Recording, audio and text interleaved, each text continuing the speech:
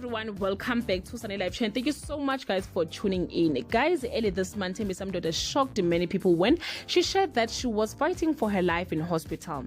Prayers and get well messages started pouring in. She was advised to fight and be strong. The good news is that she is discharged from hospital. In the statement released, she mentioned that she's been in and out of hospital since April before spending full month in hospital recently. She is grateful to her friends, family, fans and medical team for taking good care of her in her hour of need. Thembi Samdoda is booked off from work. Doctors advised it will take up to 6 months for her full recovery.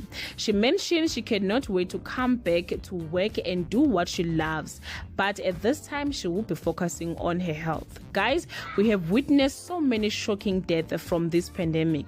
We really thank God for saving her life. Thank you so much guys for watching this video. See you on my next upload. Bye.